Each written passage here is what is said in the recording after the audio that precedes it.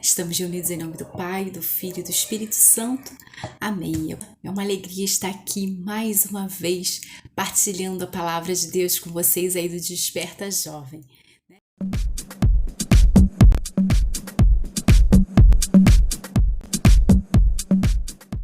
Eu peço que vocês abram o livro dos Atos dos Apóstolos, capítulo 4, versículos do 1 ao 22. Enquanto eles falavam ao povo, vieram os sacerdotes, o chefe do templo e os saduceus, contrariados porque ensinavam ao povo e anunciavam na pessoa de Jesus a ressurreição dos mortos. Prenderam-nos e os colocaram no cárcere até o outro dia, pois já era tarde. Muitos, porém, dos que tinham ouvido a pregação creram, e o número dos fiéis elevou-se a mais ou menos 5.000. No dia seguinte, reuniram-se em Jerusalém os chefes do povo, os anciãos, os escribas, com Anás, sumo sacerdote, Caifás, João, Alexandre e todos os que eram da linhagem pontifical. Colocando-os no meio, perguntaram: com que poder ou em que nome fizeste isso? Então, Pedro, cheio do Espírito Santo, respondeu-lhes: chefes do povo e anciãos, ouvi-me. Se hoje somos interrogados a respeito do benefício feito ao enfermo e em que nome foi ele curado, ficai sabendo todos vós e todo o povo de Israel, foi em nome de Jesus Cristo Nazareno, que vós crucificastes, mas que Deus ressuscitou dos mortos. Por ele é que esse homem se acha são, em pé, diante de vós. Esse Jesus, pedra que foi desprezada por vós, edificadores, tornou-se a pedra angular.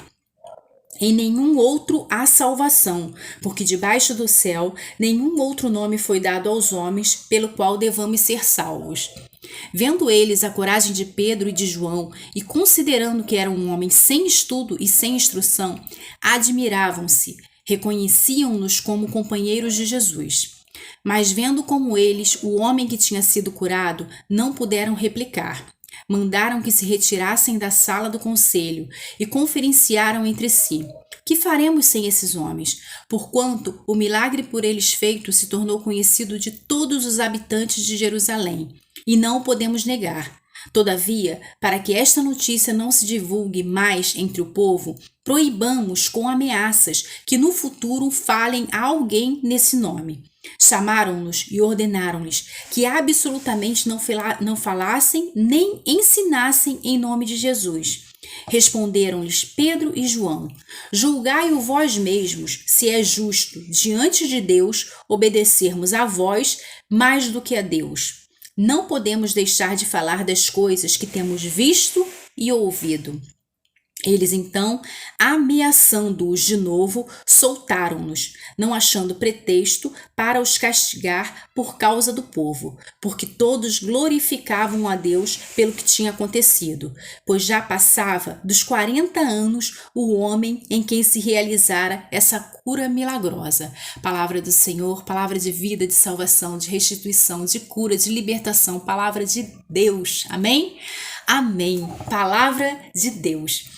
E nessa passagem aqui, Pedro e João foram presos após eles realizarem aquela cura na entrada do templo lá, muito conhecida, né? Em que ele fala com um paralítico, né? Ouro e prata não temos, mas o que temos te damos. Em nome de Jesus Cristo Nazareno, levanta-te e anda, né? E após eles fazerem essa cura milagrosa nesse paralítico, eles estavam no templo e todo mundo ficou um murmúrio, todo mundo em volta deles, e eles fizeram uma partilha, uma pregação para aquele povo todo, né? E nesse momento que eles fizeram essa pregação, eles foram presos pelos soldados lá, dos chefes da cidade, né? Dos sumos sacerdotes, dos anciãos.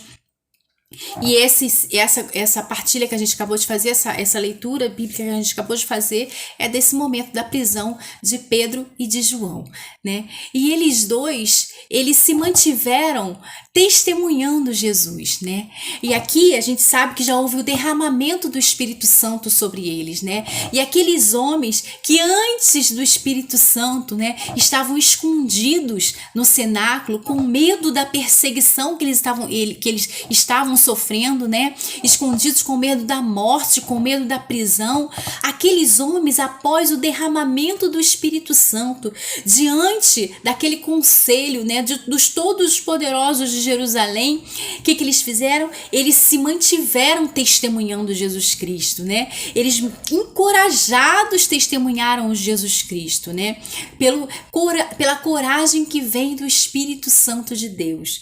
E nós não somos ameaçados de mortes aqui, né? A gente consegue professar a nossa fé, né? Mas nós, às vezes, temos medos da morte social, né? Nós nos omitimos, nós nos calamos, porque nós temos medo de não pertencer ao grupo, nós temos medo de sermos taxados, ridicularizados, nós temos medo de sermos excluídos, não é isso? E muitas vezes nos falta a coragem que vem do Espírito Santo, né? Para que a gente possa testemunhar o nosso Senhor, para que a gente possa testemunhar a nossa igreja, né? Nos lugares em que nós nos encontramos, nas faculdades, nos trabalhos, na nossa família, no meio dos nossos amigos, né? Então a gente precisa pedir essa coragem que vem do Espírito Santo, que transformou esses homens, né? Que outrora estavam enclausurados, presos no cenáculo com medo da perseguição, e agora se colocam diante do sumo sacerdote lá, testemunhando Jesus Cristo, né? E eles falam que não existe outro nome pelo qual eles podem ser salvos, né? E os sumos sacerdotes se admiram com a inteligência dele, porque sabem que são pessoas humildes, né? E aí é um outro dom que o Espírito Santo deu para esses homens. A sabedoria que vem do alto, a sabedoria que vem do Espírito Santo. Às vezes nós temos mestrado, às vezes nós temos doutorados, às vezes nós somos pessoas super inteligentes nas matérias do mundo, né? Mas nos falta a sabedoria que vem de Deus, a sabedoria que vem de Deus, que nos ajuda a resolver um problema pessoal, que nos ajuda a nos relacionarmos dentro de casa, que nos ajuda a encontrar novos caminhos, né? A sermos criativos para resolver os problemas da nossa família, os nossos próprios problemas, né? Então é uma coisa que nós temos que clamar também, porque o derramamento do Espírito Santo sobre aqueles homens, aqueles humildes pescadores, fizeram com que eles soubessem se defender e se pronunciar diante daquelas pessoas letradas, estudadas e poderosas, né? Então essa sabedoria, assim como a sabedoria do mundo é importante, né, pra gente, a sabedoria que vem de Deus, a sabedoria que vem do Espírito Santo é de suma importância para que a gente possa trilhar o nosso caminho de salvação que nos leva até o Pai. Amém?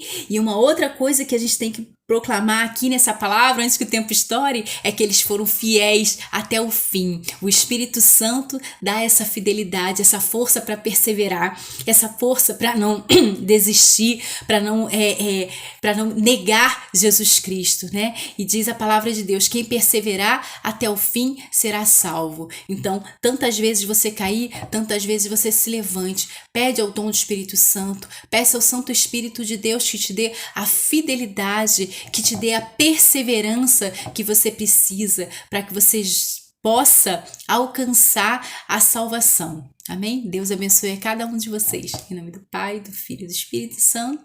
Amém.